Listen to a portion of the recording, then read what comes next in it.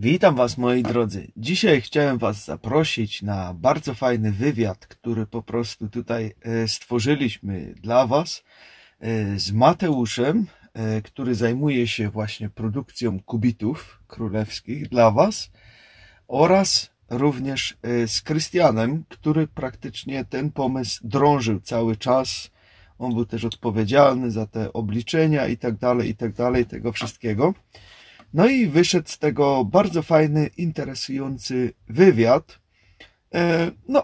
który warto po prostu zobaczyć. Myślę, że dowiecie się tam dużo nowych, fajnych rzeczy, ponieważ rozmowa była dość szeroka o różnych tematach, także chciałem Was gorąco zaprosić tutaj właśnie teraz na ten wywiad i poznajcie Krystiana i Mateusza, którego już mieliście okazję tutaj raz czy dwa razy poznać w filmach.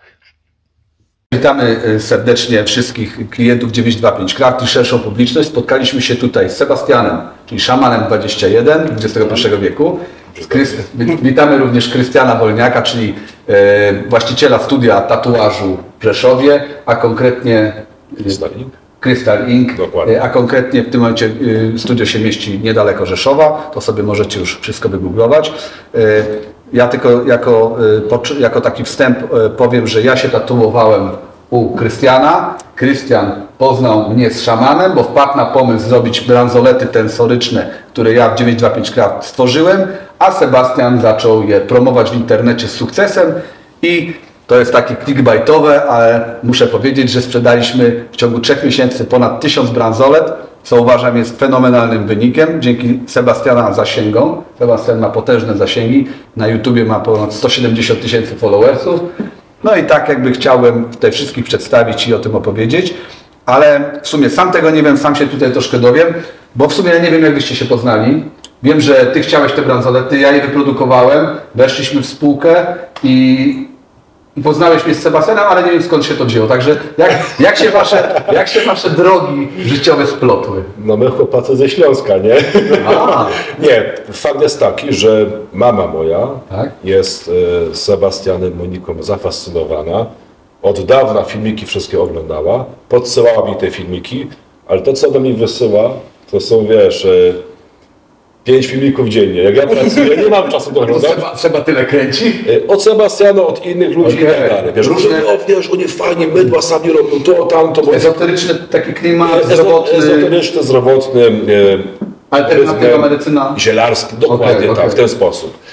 No i to było w taki sposób, że mówię, kurde, napiszę do chłopaka. I to był taki właśnie okres. Myśmy się spotkali sami, czy z moją mamą?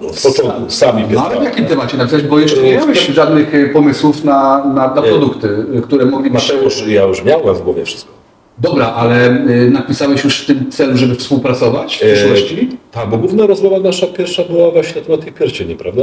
Tak, było tak. To było chyba wtedy. To było, Mateusz, tak naprawdę jakbyśmy się spotkali, temat omawiali.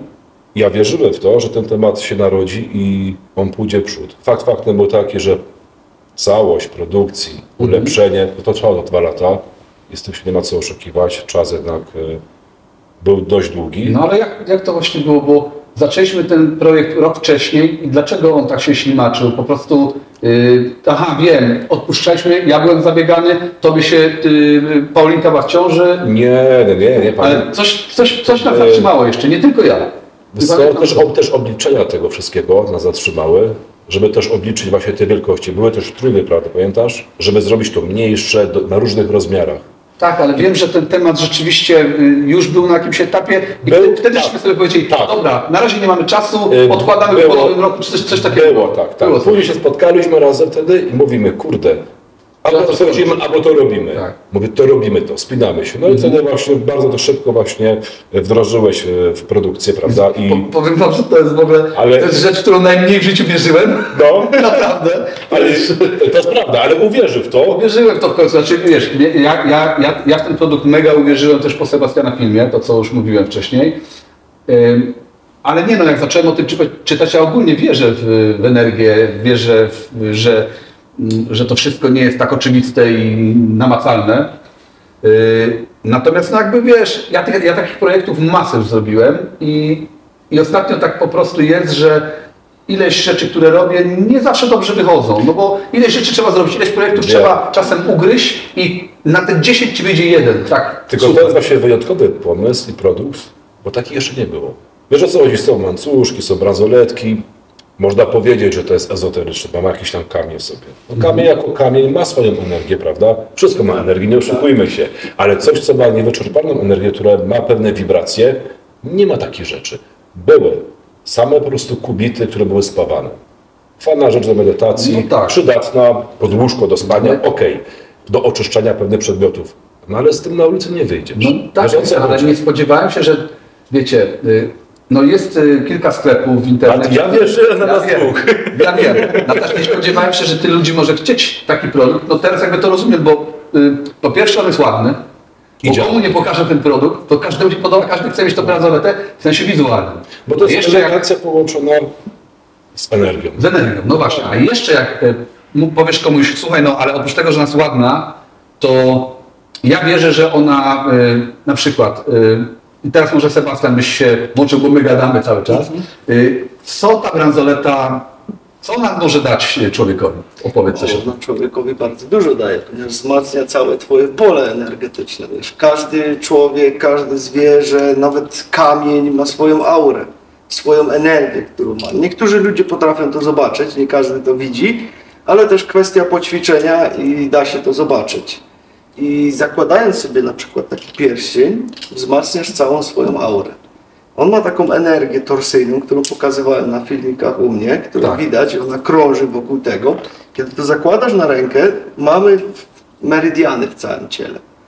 I ta energia wchodzi ci w meridiany i idzie po całym twoim ciele. Przez to zwiększa się cała twoja energia, którą masz dostępną na ten moment i utrzymuje to jak gdyby na jednym poziomie. Masz to sobie wyobrazić jakby prostownik, który dołączasz do akumulatora. Wiesz, masz akumulator tam na jakimś poziomie opadł, podłączasz prostownik i ona ci ładuje go. Ale ma też swoje zabezpieczenia takie, żeby cię nie przeładować. Tylko utrzymuje cię na jednym poziomie. No, przed chwilką też w przerwie rozmawiałem z twoją żoną i mówiła mi właśnie, że na mnie nie potrzebuje ze snu. Że to ją tak ładuje i wiesz co? I tak sobie myślę, że ostatnio też mniej śpię i budzę się i w sumie jestem wypoczęty.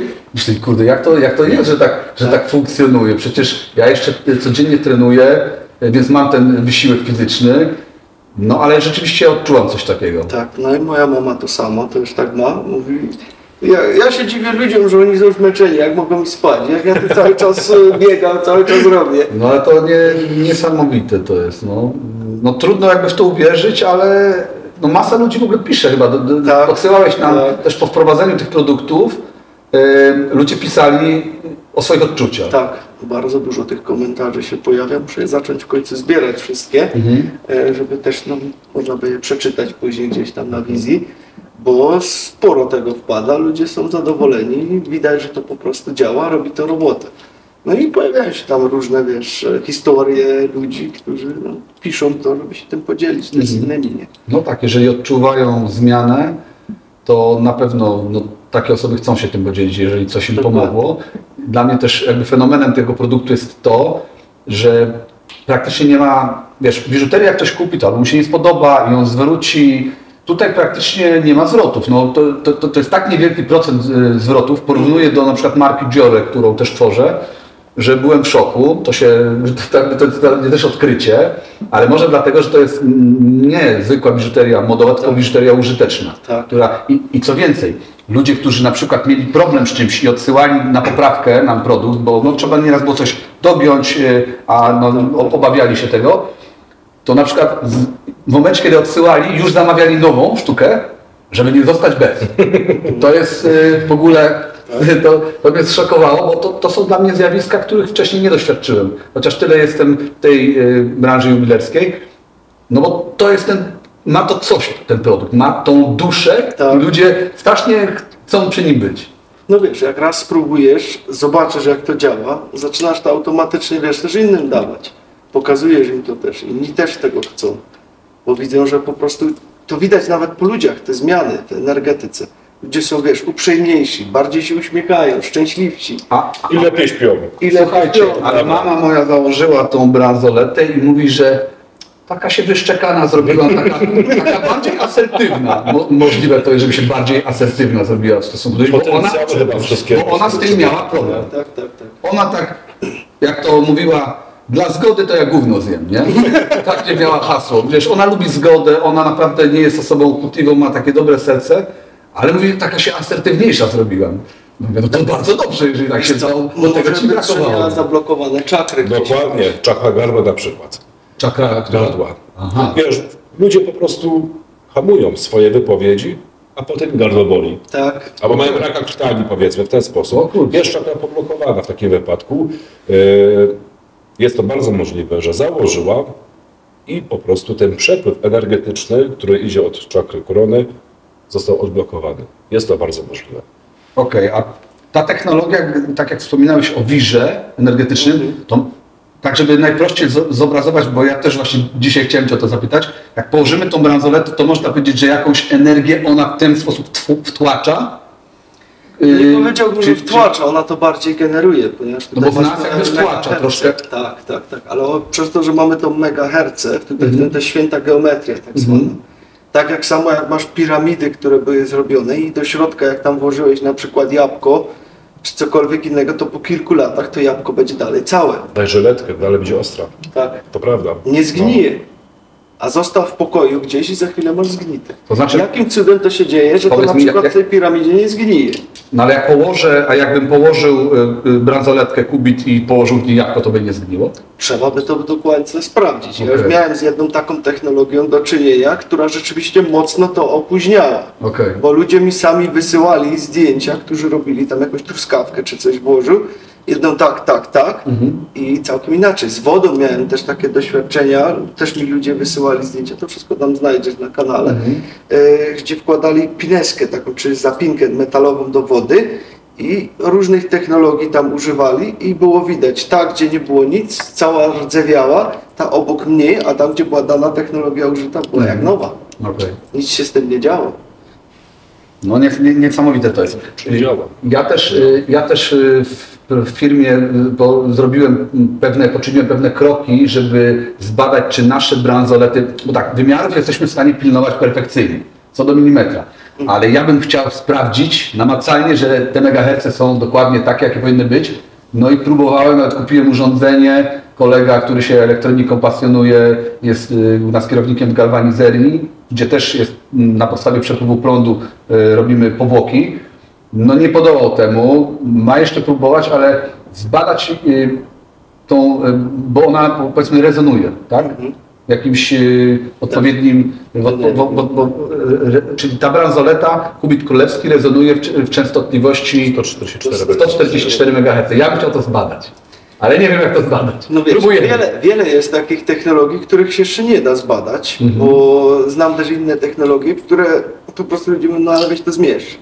No ale ja zawsze mówię, no ale to ktoś by musiał jeszcze taki miernik do tego wynaleźć, żeby to zmierzyć. Można badać radiestezyjnie na przykład, można wahadełkiem. To są jeszcze takie też starodawne metody, którymi... One są precyzyjne.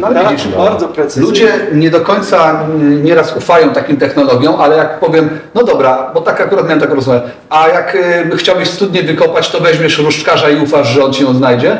No ufam. Tak. No to czemu nie ufasz, że to też może dawać ci energię, czy wzmacniać ciało? No w sumie nie wiem. No. Tak. Także no ciekawe to jest. A wiesz, że nawet oglądałem ostatnio program, bardzo firmy takie mocno zaawansowane, które się zajmują właśnie wyszukiwaniem wody i tak dalej, specjalnie zatrudniają tych radiestetów, żeby znaleźć tę wodę, bo nie mają takiego sprzętu, którym to mogą znaleźć. No widzisz. I miały naprawdę wtopy, wiesz, na kilkaset tysięcy złotych, bo wydrążyli dziurę, a wody nie było. No to i zaczęli zatrudniać radiestetów, żeby im tą wodę znaleźć. Bo nowoczesna firma. Potrafimy latać w kosmos, a szukają wody różdżkami. Tak. No, czyli... Bo jest tak głęboko, że pewne urządzenia tego nie wykryją, prawda? Nie dają a jednak różdżką nawet na kilometr w dół zbadasz. Nawet gminy, niektóre w Niemczech ostatnio widziałem też taki program, używają różdżkarzy, jak im rura z wodą gdzieś strzeli. Bo nie wiedzą, w którym miejscu strzeliło, ponieważ nie będą pruli całego asfaltu, żeby to wyciągnąć. Biorą różdżkarza, ten idzie i znajduje precyzyjnie, w którym miejscu ta woda strzeliła. Także, no powiem tak technicznie, bransoletę wykonujemy z drutu miedzianego, który skręcamy. Następnie elementy, znaczy przede wszystkim najważniejsze jest to, że długość tego drutu jest idealna. Musi być co do milimetra, a skalowane jest to z tej świętej z tej świętej geometrii, czyli mamy ten pierwotny wymiar kubitu królewskiego i my możemy go zmniejszać albo zwiększać, ale dzieląc przez odpowiednie liczby i tak na przykład mamy bransoletę, która ma 20,50 coś, 20 cm i 5 coś tam milimetra. Nie pamiętam dokładnie, bo jakby dla klientów nie jest istotna końcówka, tylko 20,5 cm ma ona u nas w ofercie i nie moglibyśmy zrobić 20,8. Nie da rady, bo wiemy już, że te 20,50, tam 4 czy 5, nie pamiętam teraz, to była jedyna możliwa, która spełniła te wymogi i następna dopiero mogła być tam 21. Tak. No to czyli Mateusz, to jest świadectwo tego, że po prostu jeżeli utrzymujemy dalej te idealne wymiary, a kubit królewski ma 144 MHz, czyli jak to dalej zachowujesz ten wymiar co do milimetra, to ma dalej tyle MHz. Dlatego wiesz, odczucia ludzi, którzy czują to, lepsze samopoczucie, lepszy sen, jak ja na przykład czuję, czym to musi działać? No tak, tylko teraz tak, ja jako producent, my też, Seba też uczestniczy w tym biznesie, bo też promuje te produkty. My jutro tak naprawdę zawiązujemy spółkę i też będziemy mieć już ten biznes sformalizowany. No my też musimy uważać na to, co mówimy, prawda? I Sebastian też zwrócił nam, no w życiu nie możemy powiedzieć, że to leczy. No nie. No ale są opinie ludzi, bo tego nie wiemy tak naprawdę i tak naprawdę my niewiele możemy powiedzieć o tym produkcie. Nie możemy stanowczo powiedzieć, że on robi to i to. Czy możemy? No też musimy jakby rozeznać to prawnie, co tak naprawdę możemy my jako autorzy marki mówić, bo inne prawa będą przysługiwać nam, a inne naszym klientom. Klient może powiedzieć wszystko. Klient może powiedzieć wszystko. A my niekoniecznie możemy nawet to uwidocznić i eksponować na stronie.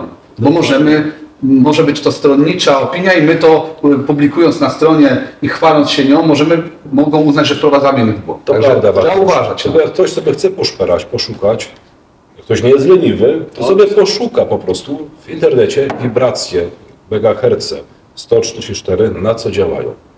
Bo różne megaherce mają inne po prostu działanie.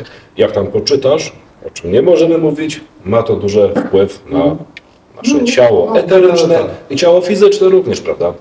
Tylko trzeba to poszperać. A są ludzie, którzy szukają tego i to znajdują. Mimo, że tego nie powiesz, i tak wiedzą, że im to pomoże.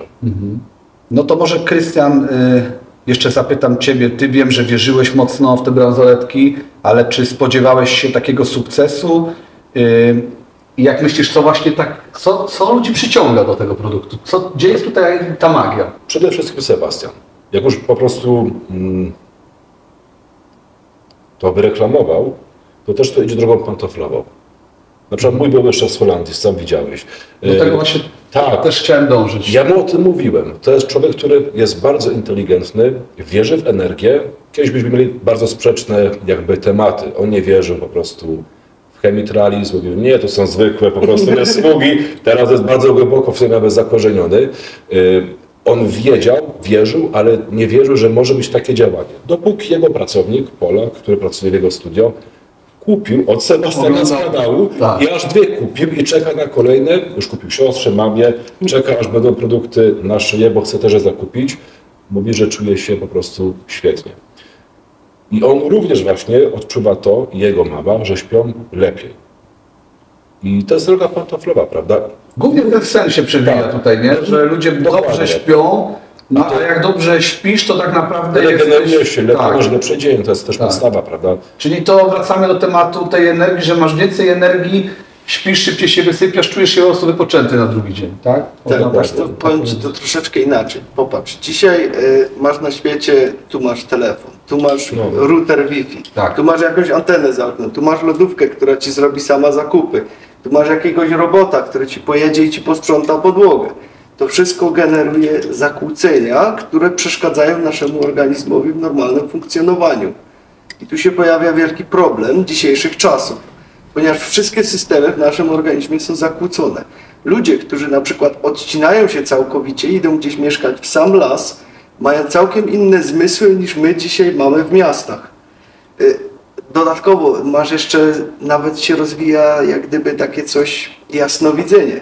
Ja to sam po sobie widziałem. Myśmy się wprowadzili kiedyś, już tam x lat temu do tyłu, do domku na wsi, nie było, wiesz, gdzieś jakiegoś sygnału, musiałeś z domu wychodzić i tak chodzić z telefonem i szukać, żeby gdzieś zadzwonić.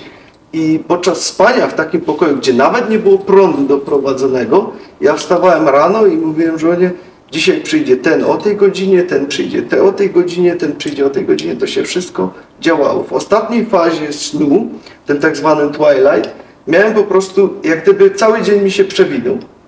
Już wiedziałem, co się tego dnia stanie. Już nie byłem to brzmi, jakbyśmy żyli w Matrixie i jakieś przebłyski, nie? Dlatego samo.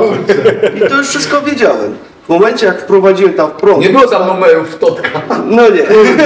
Ale to było, nie? Ale no niesamowite, no. Tak. I później, wiesz, wprowadziłem prąd do tego, postawili anteny, zatem to zanikło. O kurczę. Od czasu, kiedy zaczynam sobie szukać technologii, które blokują to promieniowanie i wiesz, wzmacniają cały organizm, to wraca z powrotem. Okay. I to jest najfajniejsze w tym wszystkim. To po prostu pokazuje, jak bardzo cywilizacja nas niszczy. Jak reagujemy na sceptycyzm i krytykę? Właśnie, Sebastian, ty już to chwilkę robisz, trzeci miesiąc. Czy miałeś jakieś takie komentarze odnośnie tych bransolet, że to pic na wodę, że co ty w ogóle promujesz, czy nie zdarzyło się? Nie zdarzyło mi się jeszcze, wiesz, fajnie, miernikiem udało mi się to tutaj uchwycić. No właśnie, w jednym odcinku pokazywałeś, jak to zbija, tak, to a co to było w ogóle, pole? To jest pole elektryczne główne tamtego wszystkiego, chociaż wiesz, można jeszcze i na tym radiowym też ustawić sobie, też fajnie to wychodzi. Kupiłem ten miernik, no, mam go w pracy już, tylko wiesz co, ile ty miałeś tych zanieczyszczeń elektrycznych? Gdzieś coś było, tak. A ja mam, tylko że ja mam u nas w firmie, nie byłeś jeszcze, zapraszam cię, jak będziesz miał okazję, w Tyczynie. My mamy produkcję, cały zakład jest w dawnym budynku Gorzeli. Mamy metrowe mury tam nawet zasięgu telefonów nie mamy. I takie najlepsze do testów miejsce, czyli najgorsze pod tym względem, to znalazłem 40 jednostek. Bo tam jest tyle kubitów. A tak to wszędzie mam prawie zero. No tak. Aha, może. Nie, ale to tak mówię punktowo, bo mam taki tam nadajnik. Krystian, powiedz może jakie plany teraz mamy na przyszłość odnośnie marki Veles i... Mam o wszystkim mówić? Nie, tak mniej więcej powiedz, bo marka fajnie ruszyła. Sebastian super sobie radzi, nawet żeśmy rozmawiali z Sebastianem, bo tak myślałem, może się już wyszczelali, ludzie, może dotarłeś do wszystkich. Seba mówi, że nie, to jeszcze długa droga, że tak naprawdę ludzie będą się powolutku o tym dowiadywać, bo no mówię, mnie ta liczba zaskoczyła, że tak dużo jest chętnych, no bo to jest dla mnie tak niszowy produkt. Ja zawsze, wiecie, jak tworzyłem jakąś markę, to chciałem na Polskę, na Niemcy, na całą Europę sprzedawać, a to czasem się wystarczy skupić, patrzcie, na drobnej niszy, na ludzi, którzy na przykład interesują się tą energetyką, tą energią. Jest coraz więcej. I wiesz, no tak, ale jednak jest to węższa grupa niż kobiety w wieku 40 do 50 lat, bo tutaj masz, czy tam 25 do 50, to masz potężną ilość kobiet. Ja jakby biżuterię robiłem po to, żeby do nich dotrzeć, a tutaj zrobiliśmy tylko i wyłącznie do kobiet, które się interesują duchowością. I tych kobiet, które jakby się interesują taką tematyką, powiedzmy z Sebastiana kanału, no nie ma 20 milionów w Polsce, czy 10 milionów. Tylko jest jakaś tam mniejsza część niż jakbym chciał szeroko docierać do wszystkich. Ale właśnie to, że docieramy z tym produktem specyficznym do tej specyficznej grupy, to daje takie fajne przełożenie, że i fajnie się to reklamuje i ludzie sobie o tym mówią, rozmawiają, bo to jest ich wspólna pasja i przez to za to idą liczby sprzedażowe, prawda? To jest prawda. To jest dla mnie też trochę odkrycie, nie? Także to, no i odnośnie właśnie dalszych kroków, to zainteresował się właśnie, kupił poprzez swój film, kupił chłopak, który pracuje chyba dla Jana Baka, znanego, bardzo znanego człowieka w Holandii, który prowadzi Dutch Inc. Dokładnie. Chyba najbardziej znane studio tatuażu w Holandii, u którego Krystian kiedyś pracowałeś. 7 lat. I popatrz, i to jest taki człowiek też można być bardzo ustawiony życiowo, bardzo majętny. Bardzo inteligentny, znający życie, prawda? I zainteresował się bardzo tym tematem. Sam to nosi. Sam to nosi, w ogóle chce zostać naszym przedstawicielem na Holandii. Był taki temat, w sumie to było 2-3 tygodnie temu, zanim jeszcze był u mnie w Polsce ostatnim razem, pamiętasz? I był w Hiszpanii, mówi tak, kurde, wiesz co, założyłem to, Krystian, śpię jak dziecko. Dzień po tym mówi, znowu śpię jak dziecko. Zobaczę po 2 dniach, jak do Holandii wrócę, czy usnę jak dziecko. Miał problemy. Tak. Ze snem miał problemy, mówiłeś. Tak, dokładnie. Wiesz, mówi, może dobre powietrze, tu jest inne powietrze, może ma to wpływ, nie wiem. Wrócił do Holandii, mówi, kurde, znów jak dziecko spałem. I mówi, na 1000% to jest ten kubit. Czyli jest tego świadomy, że przez to, że go założył, idealnie śpi. A przy tym, wiesz, tabletki na senne brałeś, tam psychotropy i tak dalej, żeby pomóc, prawda? Żeby sobie pomóc. Już tego robić nie musi. No to właśnie jakby do tego zmierzam, że ten produkt tak się fajnie broni, że ludzie sami lgną, wiesz, do tego produktu i chcą z nami współpracować, gdzie na przykład jako marka taka powiedzmy, no może modowa, no to dużo trudniej o współpracę i dużo trudniej też influencerom sprzedać zwykły produkt modowy, bo to robi każdy. Ale wiesz, tego jest dużo. Tego jest dużo. I są ładne, walczysz wzorem, walczysz tym ale też i marką. Designem. Też i marką. Też musisz pakować markę, bo tu piękne modelki, tutaj wiesz, splendor, piękne wnętrza, musisz tym operować. Nie masz żadnych takich atutów, a tu mamy świetny atut, bo po prostu ktoś to bierze i mówi, kurde, lepiej po tym śpię. No i od razu chce z nami działać, nie?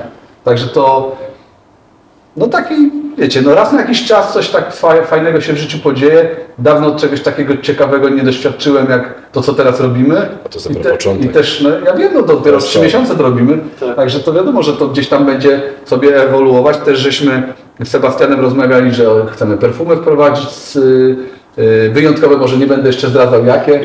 Jeszcze nie będę mówił jakie, ale to też będą powiązane właśnie z duchowością, z ezoteryką. Myślę, że to będą pierwsze takie perfumy na świecie. Myśleliśmy też z Krystianem o odzieży. Tak, tego też nie będę mówił, ale to wszystko będą też będą super produkty, które Sebastian będzie mógł nam też pomóc rozreklamować i zrobimy coś, myślę, innowacyjnego, ciekawego, dobrego jakościowo. Otóż to. Ludziom damy coś fajnego, co być może im pomoże i jeszcze przy tym sobie zarobimy, bo po to też to robimy, prawda? Nie po to, żeby... Słuchaj, owocem Twojej pracy coś musi być, prawda? To jest przepływ energii.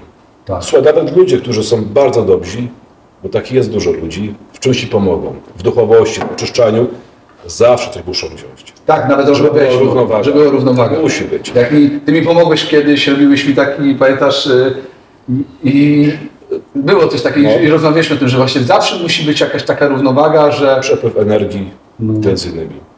No i przede wszystkim, jakbym nic nie dostał, to bym moim dłużnikiem w tym życiu, albo w inkarnacji w innym życiu. Wiesz, niby nic, ale jednak jest coś potem wiążącego cię. Dlatego dałem złotówkę. Ja nie wiem, czy to była złotówka, może coś więcej było. Coś tam więcej. To wtedy było chyba na zbieranie na zwierzęta, takie schronisko, prawda? Tak, też właśnie o to chodzi. Wrzuciłem już dużo więcej, No może więcej. Ale pomogłeś pieskom. No i bardzo dobrze. No dokładnie. Wiesz co, mi się wydaje po prostu, że dużo ludzi potrzebuje czegoś takiego. Tak jak Ci mówiłem, to się po prostu, wiesz, wszystko nasila i ludzie szukają. Coraz więcej przybywa też ludzi, którzy się nazywają HSP, czyli wysoko czuli. To są ludzie, którzy na przykład nie wejdą już do miasta. Oni mogą wejść może 5 minut do miasta i koniec. Śpią gdzieś po lasach w jakichś specjalnych namiotach, które są, wiesz, takimi matami, które całkowicie odcinają ten sygnał. Oni wychodzą z tych namiotów i momentalnie czują się źle, zaczynają się w głowie kręcić, tracą energię, przewracają się. Jak są z dala od tego, to czują się dobrze. Tak. i nie są w stanie wejść do miasta. Jest kilku takich, wiesz, którzy naprawdę, też znam jednego takiego, on chodzi z miernikiem cały czas przy sobie. Ma taki miernik, że jak gdzieś wchodzi i od razu zaczyna mu pipczeć, to musi zaraz stamtąd wyjść. Bo za chwilę się będzie źle czuł. To jest taka obsesja troszeczkę. No obsesja, ale Tylko, że jak organizmy się buntują. Jak czujesz coś, jeżeli on to czuje, bo no ja takich rzeczy nie odczuwam, nie? Ale jeżeli on to czuje i już zbadał sobie, że rzeczywiście jak jest coś, to on się czuje tak, no to jakby trudno z tym walczyć, nie? Trudno I tu znowu cię to ratuje. No też w jakiś sposób nie Każdy ma swoją granicę tolerancji. A ciekawe, możesz przyjąć jakbyśmy- tyle i nagle w pewnym momencie koniec. No i tak samo żona właśnie, ona jest też taka wysoko czuła, odbiera całkowicie energię. Tak jakbyśmy podróżowali przez Polskę, Niemcy, Holandię, to tutaj miała na przykład gorszy humor, bo zbiera te emocje ludzi, wiesz, którzy tam też niezadowoleni wszyscy są. W Niemczech się ciut poprawił, a w Holandii była super wesoła, wiesz, no wszyscy tak wszyscy zjarani. wszyscy są fajni. Ale proszę bardzo, jest na świecie ludzi najmniej depresyjnych. Tak. W Holandii. Tak? No. Mówię, że jest fajne życie, każdy jest uśmiechnięty, przejeżdżasz samochodem, przed pasami zatrzymuje się, podziękują i ci to w Polsce. Ale, przepraszam, ale mi źle. Nikt nie chce zrobić coś, żeby było lepiej ludziom.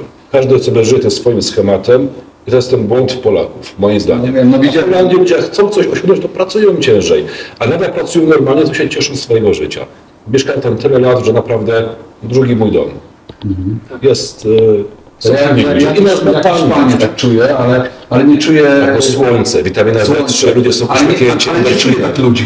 Hiszpanów tak nie czuję dobrze, wiesz? Jakoś oni...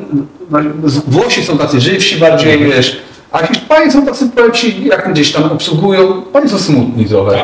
Powiem ci, w tym regionie, ja latam do Alicante, tam też inwestujemy jako firma od lat i coś tam działałem, coś tam nawet jako pośrednik działałem, udało mi się tam sprzedać jakiś dom, jakieś mieszkanie, uczestniczyć w tych transakcjach, bo jakby znam się już trochę na tym i to robię i mam kontakty i dużo tam bywam i mówię, nie ma energii w tych ludziach takiej, jakbym się spodziewał po takim kraju. No ale to tak sobie myślę, jak przychodzę o 8 rano czy o 9 do restauracji przy morzu i on tam musi zasuwać. Mówię, znowu ten Mateusz będzie steki jadł. Wiesz o co chodzi? No nie, tylko że wiesz, no to też mają ciężką pracę, no wiesz, no, nie ma takiego czegoś, żeby... I zauważyłem, że oni też tak już do obcokrajowców chyba mają przesyt. Wiecie, tam odkąd też mamy konflikty tutaj Ukraina, Rosja i takie napięcia, tam masę ludzi kupiło mieszkania, masę ludzi jeździ i przez to też podrożały tam nieruchomości. Oni są źle nastawieni, bo zabieramy im też ich przestrzeń. To tak jak niekiedy się słyszy, że Ukraińcy w Polsce drażnią ludzi, bo już jest na tyle ich dużo. No, jak do domu byś wpuścił swojego też 10 obcych chłopów, też by cię zaczęli drażnić. Ale jak zaprosisz na kawę jednego i chwilę z nim pogadasz, to się dogadacie, nie? No, ale jak za długo będą, no to o to chodzi. Także wszystkim kubitom... O polityce nie mówmy. Nie, ja powiem, to taki przykład. Wszystkim trzeba założyć kubity i będzie święty w Polsce. Może i tak. No też to dokładnie. No dobrze, chłopaki, no to wszystko żeśmy sobie przegadali. Myślę, że mamy w sumie w trójkę materiał teraz na jakby trzeci odcinek. Biznes kontra wywiad. Życzmy sobie sukcesów. Korzystając z tej okazji, dziękuję. Dzięki. I idziemy coś zjeść teraz. Dziękujemy.